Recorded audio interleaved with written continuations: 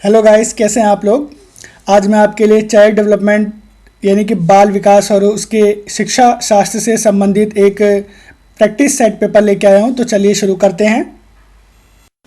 Question number 1 है हमारा कि भाषा के अर्जन एवं विकास के लिए सर्वाधिक संवेदनशील अवधि कौन सी है।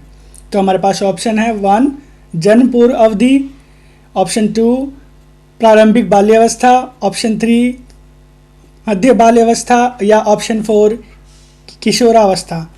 तो हमारा जो इसमें ऑप्शन है, ऑप्शन नंबर 2 सही है कि प्रारंभिक बाल्यावस्था ही वो अवस्था है जिसमें भाषा के अर्जन और विकास के लिए सर्वाधिक संवेदनशील मानी जाती है।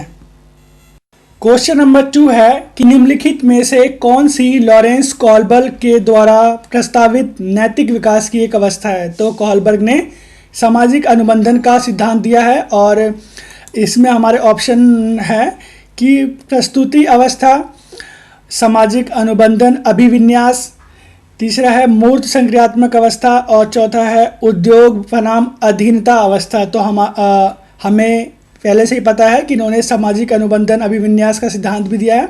तो हमारा ऑप्शन नंबर 2 बिल्कुल सही है। क्वेश्चन नंबर 3 हमारा कि कक्षा में परिचर्चा के दौरान एक शिक्षक प्रायः लड़कियों की अपेक्षा लड़कों पर अधिक ध्यान देता है, यह किसका उदाहरण है। तो यह जो है ऑप्शन है हमारे पास जेंडर पक्षपात का उदाहरण है, जेंडर की पहचान का उदाहरण है, जेंडर समबद्धता का उदाहरण है या जेंडर समरूपता का उदाहरण है। तो ये जेंडर पक्षपात यानी कि हमारा ऑप्शन नंबर 1 बिल्कुल सही है कि यह जेंडर पक्षपात का उदाहरण है। क्वेश्चन नंबर 4 है कि बच्चों में जेंडर रूढ़िवादिता एवं जेंडर भूमिका अनुरूपता को कम करने के लिए निम्नलिखित में से कौन सी पद्धति प्रभावशाली है। हमारे ऑप्शन है जेंडर पक्षपात के बारे में परिचर्चा, ये सही है। ऑप्शन 2 है जेंडर विशिष्ट भूमिकाओं को महत्व देना, ऑप्शन 3 है जेंडर पृथक खेल समूह बनाना या ऑप्शन 4 जेंडर पृथक बैठने की व्यवस्था करना। ये तो बिल्कुल नहीं है। तो हमारा ऑप्शन नंबर 1 बिल्कुल सही है कि जेंडर पक्षपात के बारे में परिचर्चा करने से हम उसकी रूढ़िवादिता या जो उसकी अनुरूपता है उसको हम कम कर सकते हैं और इसको रोक सकते हैं जेंडर बाइस को। क्वेश्चन नंबर 5 है कि निम्नलिखित में से किस मनोवैज्ञानिक ने बच्चों को ज्ञान के सक्रिय जिज्ञासु के रूप में देखते हुए उनके चिंतन पर सामाजिक एवं सांस्कृतिक विषय वस्तुओं को प्रभाव को महत्व दिया। तो सामाजिक, सांस्कृतिक और भाषाई कारक दिया है वाइगोट्स्की ने। तो हम ऑप्शन में देखते हैं। ऑप्शन हमारा जॉन बी वाटसन जो कि नहीं है, ऑप्शन नंबर 2 है लेव वाइगोट्स्की जो कि है, अभी हम देखते हैं। ऑप्शन नंबर 3 है जीन पियाजे या ऑप्शन नंबर 4 लॉरेंस कोहलबर्ग। तो हमारा ऑप्शन नंबर 2 लेव वाइगोट्स्की बिल्कुल सही है क्योंकि इन्होंने भाषाई, सामाजिक एवं सांस्कृतिक विकास के जो एक बालक है उसके भाषाई, सामाजिक और सांस्कृतिक विकास पर अधिक महत्व दिया है।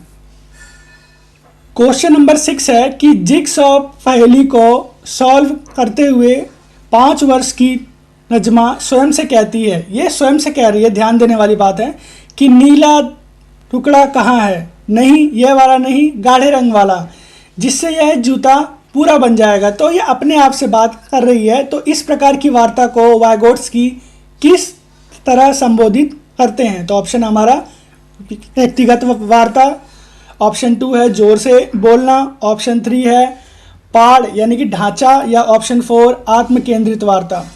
तो ये स्वयं से बात की जा रही है। तो हमारा ऑप्शन नंबर 1 बिल्कुल सही है कि ये व्यक्तिगत वार्ता है।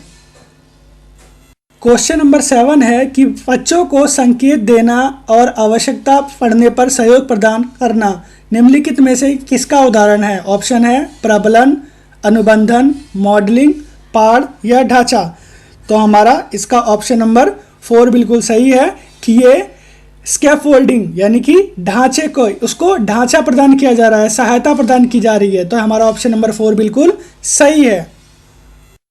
क्वेश्चन नंबर 8 है कि निम्नलिखित व्यवहारों में से कौन सा जीन पियाजे के द्वारा प्रस्तावित मूर्त संक्रियात्मक अवस्था को विशेषित करता है। इसका मतलब है कि इनमें से कौन सा जीन पियाजे के मूर्त संक्रियात्मक अवस्था को विशेषित करती है। ऑप्शन है परिकल्पित निगमनात्मक तर्क साध्यात्मक विचार। ऑप्शन 2 है संरक्षण कक्षा समावेशन। ऑप्शन 3 है अगस्थित अनुकरण पदार्थ स्थायित्व। या ऑप्शन 4 प्रतीकात्मक खेल यानी कि विचारों की अनुक्रमणिकता। तो ऑप्शन नंबर 2 हमारा सही है, संरक्षण यानी कि कक्षा समावेशन। इसके द्वारा मूर्त संक्रियात्मक अवस्था जीन पियाजे की मूर्त संक्रियात्मक अवस्था को विशेषित किया जा सकता है। क्वेश्चन नंबर 9 है बच्चों के संज्ञानात्मक विकास के संदर्भ में निम्नलिखित में से कौन सी पियाजे की संरचना है। तो हमें पियाजे की संरचना का बताना है। तो ये है स्कीमा, अवलोकन अधिगम, अनुबंधन या प्रबलन। तो पियाजे की संरचना होती है स्कीमा। स्कीमा के द्वारा बच्चे का संज्ञानात्मक विकास होता है। तो ऑप्शन नंबर 1 हमारा बिल्कुल सही है। क्वेश्चन नंबर 10 है कि आकलन का प्राथमिक उद्देश्य क्या होना चाहिए। तो विद्यार्थियों के लिए श्रेणी निश्चित करना, ये तो नहीं है। ऑप्शन नंबर 2 है संबंधित अवधारणाओं के बारे में बच्चों की स्पष्टता और भ्रांतियों को समझना, ये हो सकता है। ऑप्शन नंबर 3 है विद्यार्थियों के प्राप्तांकों के आधार पर उनको नामांकित करना, ये भी नहीं है। और ऑप्शन नंबर 4 है रिपोर्ट कार्ड में उत्तीर्ण या अनुत्तीर्ण अंकित करना, ये तो बिल्कुल नहीं। तो हमारा ऑप्शन नंबर 2 बिल्कुल सही है कि संबंधित अवधारणाओं के बारे में बच्चों की स्पष्टता और भ्रांतियों को समझना। क्वेश्चन नंबर 11 है निम्नलिखित कथनों में से कौन सा बुद्धि के बारे में सही है। तो ऑप्शन से हमारे बुद्धि एक निश्चित योग्यता है जो जन्म के समय ही निर्धारित होती है, तो ये गलत है। ऑप्शन नंबर 2 है बुद्धि को मानकीकृत परीक्षणों के प्रयोग से सटीक रूप से मापा एवं निर्धारित किया जा सकता है। देखो मापा तो जा सकता है लेकिन निर्धारित नहीं किया जा सकता, तो ये भी गलत है। ऑप्शन नंबर 3 है बुद्धि एक एकात्मक कारक और एक एकाकी विशेषक है, तो ये गलत है। ऑप्शन नंबर 4 है कि यह एक बुद्धि एक बहुआयामी यानी कि मल्टी डायमेंशनल है और ये एक जटिल योग्यताओं का समूह, तो हमारा ऑप्शन नंबर 4 बिल्कुल सही है। क्वेश्चन नंबर 12 है कि रूही हमेशा समस्या के एकाधिक समाधानों के बारे में सोचती है। इनमें से काफ़ी समाधान मौलिक होते हैं।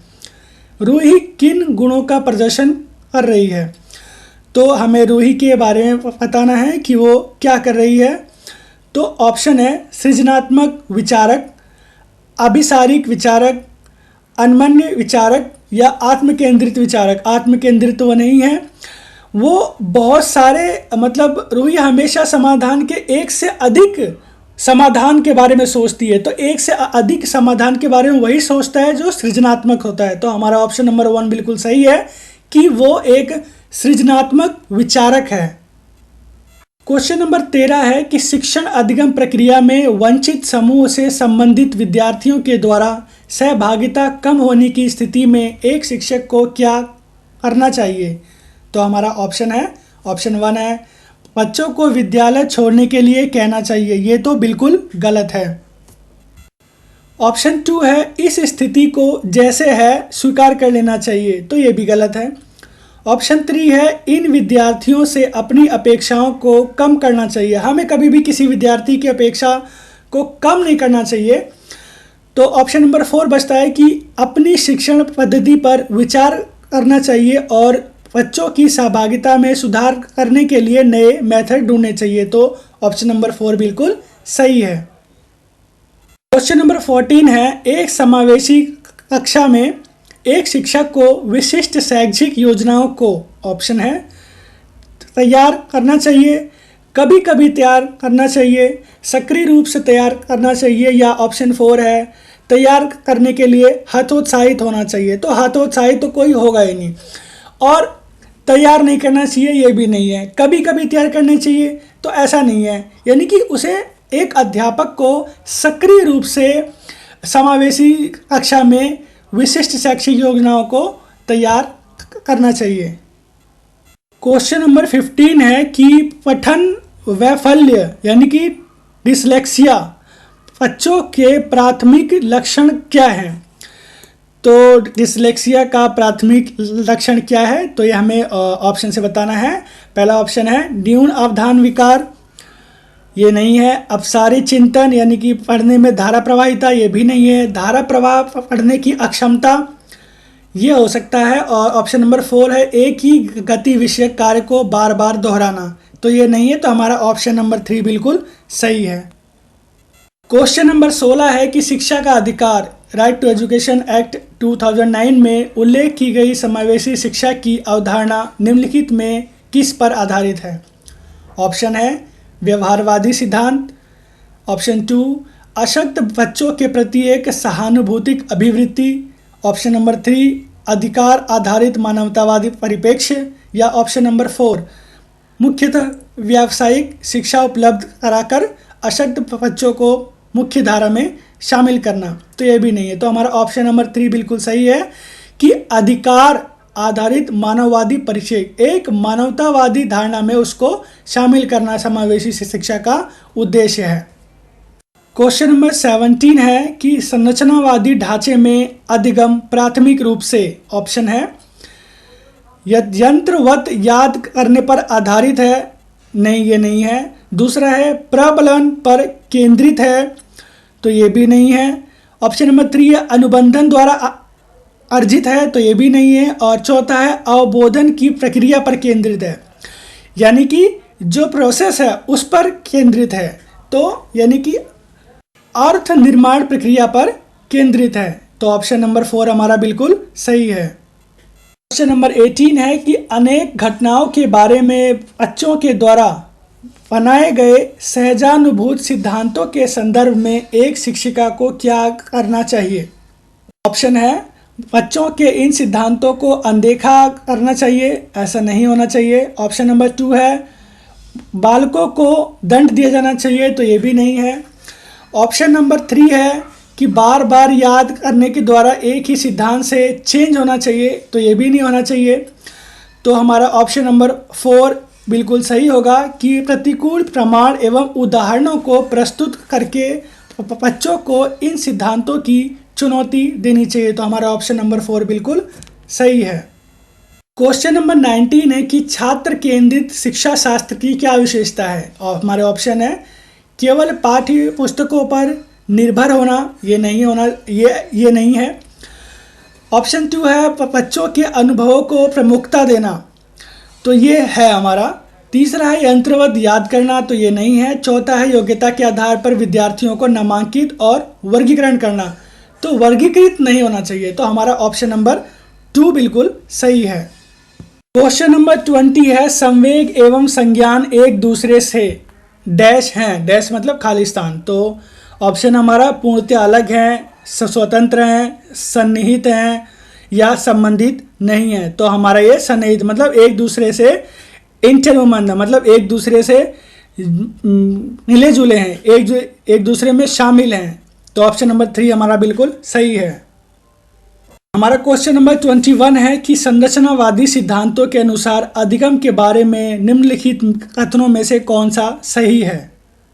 हमारा ऑप्शन है अधिगम पुनरुत्पादन एवं स्मरण की प्रक्रिया है, अधिगम यंत्रवत याद करने की प्रक्रिया है, अधिगम आवृत्ति संबंधों के द्वारा व्यवहारों का अनुबंधन है, या अधिगम सक्रिय विनियोजन के द्वारा ज्ञान प्राप्त करने की एक संरचनात्मक प्रक्रिया है। तो हमारा ऑप्शन नंबर 4 बिल्कुल सही है कि अधिगम सक्रिय विनियोजन के द्वारा ज्ञान प्राप्त करने की एक संरचनात्मक प्रक्रिया है। क्वेश्चन नंबर 22 है कि विद्यार्थियों को स्पष्ट उदाहरण एवं गैर उदाहरण देने के क्या परिणाम हैं। ऑप्शन है अवधारणात्मक परिवर्तनों को प्रोत्साहित करने के लिए यह एक प्रभावशाली मेथड है। ऑप्शन 2 है यह विद्यार्थियों के दिमाग में भ्रांतियां उत्पन्न करता है। ऑप्शन 3 है यह अवधारणाओं की समझ में अभाव पैदा करता है, या ऑप्शन 4 यह अवधारणात्मक समझ के बजाय कार्यविधिक प्रक्रियात्मक ज्ञान पर ध्यान केंद्रित करता है। तो हमारा ऑप्शन नंबर 1 बिल्कुल सही है कि अवधारणात्मक परिवर्तनों को प्रोत्साहित करने के लिए यह एक प्रभावशाली मेथड है। क्वेश्चन नंबर 23 है कि बालकों को अधिगम गतिविधियों में भागीदारी करने के लिए लगातार पुरस्कार देना व दंड का प्रयोग करने से क्या प्रभाव पड़ता है? ऑप्शन है बाहरी अभिप्रेरणा कम होती है। ऑप्शन 2 है आंतरिक अभिप्रेरणा इंक्रीज होती है। ऑप्शन 3 है यह बच्चों को प्रदर्शन आधारित लक्ष्यों के बजाय निपुणता पर ध्यान देने के लिए प्रोत्साहित करेगा। या ऑप्शन 4 अधिगम में बच्चों की स्वाभाविक अभिरुचि और जिज्ञासा कम होती है। तो हमारा आंसर नंबर 4 बिल्कुल सही होगा कि बच्चों को अधिगम गतिविधियों में भागीदारी के लिए पुरस्कार या दंड देने से उनकी स्वाभाविक अभिरुचि और जिज्ञासा कम होती है। क्वेश्चन नंबर 24 है कि निम्नलिखित में से कौन सी प्रथाएं सार्थक अधिगम को बढ़ावा देती हैं? ऑप्शन है शारीरिक दंड। ऑप्शन 2 है सहयोगात्मक अधिगम पर्यावरण। ऑप्शन 3 है सतत एवं समग्र मूल्यांकन। या ऑप्शन नंबर 4 निरंतर तुलनात्मक मूल्यांकन। तो हमारे ऑप्शन में शारीरिक दंड जो है वो सार्थक अधिगम को बढ़ावा नहीं देती हैं। सहयोगात्मक अधिगम पर्यावरण ये सहयोग देता है। सतत एवं समग्र मूल्यांकन ये भी आवश्यक है, लेकिन कंपैरेटिव इवैल्यूएशन 4 पॉइंट ये आवश्यक नहीं है। तो दूसरा और तीसरा यानी कि हमारा ऑप्शन नंबर 2 बिल्कुल सही है। नंबर 25 है कि शिक्षक बालकों की जटिल अवधारणाओं की समझ को किस प्रकार सहज कर सकते हैं? ऑप्शन है एक व्याख्यान देकर, तो ये ऑप्शन सही नहीं है। ऑप्शन 2 है प्रतियोगितात्मक अवसरों की व्यवस्था करके, ये भी सही नहीं है। बार बार यांत्रिक अभ्यास के द्वारा, ये भी सही नहीं है। तो हमारा ऑप्शन 4 है अन्वेषण एवं परिचर्चा के अवसर प्रदान करके। तो ऑप्शन नंबर 4 हमारा बिल्कुल सही है कि टीचर जो है वो एक्सप्लोरेशन और डिस्कशन के बहुत सारे अपॉर्चुनिटीज़ देकर उनकी समस्याओं को बहुत आसानी से सहज कर सकते हैं। क्वेश्चन नंबर 26 है कि एक प्राथमिक विद्यालय की अध्यापिका बच्चों को एक प्रभावशाली समस्या समाधानकर्ता बनने के किस प्रकार से प्रोत्साहित कर सकती है? तो इसका ऑप्शन है प्रत्येक छोटे कार्य के लिए भौतिक पुरस्कार देकर। तो प्रत्येक कार्य के लिए तो नहीं दिया जा सकता। केवल प्रतिज्ञात्मक ज्ञान पर बल और महत्व देकर, तो ये भी नहीं है। गलत उत्तरों को अस्वीकार करके, अध्यापिका को कभी गलत उत्तर को स्वीकार नहीं करना चाहिए। तो ऑप्शन नंबर 4 बचता है कि बच्चों को सहजानुभूत अनुमान लगाने के लिए प्रोत्साहित करके और उसी पर आधारित विचार मंथन करके। तो हमारा ऑप्शन नंबर 4 बिल्कुल सही है। क्वेश्चन है कि निम्नलिखित अवधि में से किसमें शारीरिक वृद्धि एवं विकास तीव्र गति से घटित होता है? ऑप्शन 1 है शैशवावस्था या बाल्यावस्था जो स्टार्टिंग की है। ऑप्शन 2 है प्रारंभिक बाल्यावस्था या मध्य बाल्यावस्था। ऑप्शन 3 है मध्य बाल्यावस्था या किशोरावस्था। ऑप्शन 4 है किशोरावस्था एवं या वयस्कता। तो हमारा ऑप्शन 1 शैशवावस्था एवं प्रारंभिक बाल्यावस्था बिल्कुल सही है। तो हमारा ऑप्शन नंबर 1 बिल्कुल सही है। क्वेश्चन नंबर 28 है निम्नलिखित में से कौन सा विकास का सिद्धांत नहीं है? इसमें हमें नहीं है बताना है। इसमें 3 है और 1 नहीं है। तो ऑप्शन है विकास जीवन पर्यंत होता है, तो ये ऑप्शन है हमारा। विकास जो है परिवर्त्य होता है, तो ये भी होता है। विकास आनुवांशिकता एवं पर्यावरण दोनों के द्वारा प्रभावित होता है, तो ये भी सही है। और ऑप्शन नंबर 4 है कि विकास सार्वभौमिक है और सांस्कृतिक संदर्भ इसे प्रभावित नहीं करते, तो ये गलत है। तो हमारा ऑप्शन नंबर 4 बिल्कुल सही है। क्वेश्चन नंबर 29 है कि व्यक्तिक विभिन्नताओं का प्राथमिक कारण क्या है? तो हमारा ऑप्शन नंबर 1 है लोगों के द्वारा माता पिता से प्राप्त आनुवांशिक संकेत कोड या पद्धति कोड, तो ये प्राथमिक कारण नहीं है। ऑप्शन नंबर 2 है जन्मजात विशेषताएं, तो ये भी प्राथमिक कारण नहीं है। ऑप्शन नंबर 3 है पर्यावरणीय प्रभाव, तो ये भी प्राथमिक कारण नहीं है। या ऑप्शन नंबर 4 है आनुवांशिकता एवं पर्यावरण के बीच में जटिल परस्पर क्रिया, तो ये जो है ये मेन कारक है, गौण कारक है, मतलब ये प्राथमिक कारक है, गौण कारक नहीं है। गौण तो सेकेंडरी हो जाता है। तो ऑप्शन नंबर 4 हमारा प्राथमिक कारण है। तो ऑप्शन नंबर 4 हमारा सही है बिल्कुल। क्वेश्चन नंबर 30 है, निम्नलिखित में से कौन सा द्वितीयक समाजीकरण एजेंसी का उदाहरण है? इसमें मैं सेकेंडरी सोशलाइजेशन एजेंसी के बारे में बताना है। ऑप्शंस हैं परिवार एवं पास पड़ोस, तो ये नहीं है। ऑप्शन 2 है परिवार एवं मीडिया, तो ये भी नहीं है। ऑप्शन 3 है कि विद्यालय एवं मीडिया, तो ये हो सकता है। या ऑप्शन 4 है कि मीडिया एवं पास पड़ोस, मीडिया तो है लेकिन पास पड़ोस नहीं है। तो ऑप्शन नंबर 3 हमारा बिल्कुल सही है। आशा है आपको वीडियो पसंद आई होगी। वीडियो को लाइक, सब्सक्राइब और शेयर अवश्य करें। धन्यवाद। हेलो गाइस, कैसे हैं आप लोग? आज मैं आपके लिए चाइल्ड डेवलपमेंट यानी कि बाल विकास और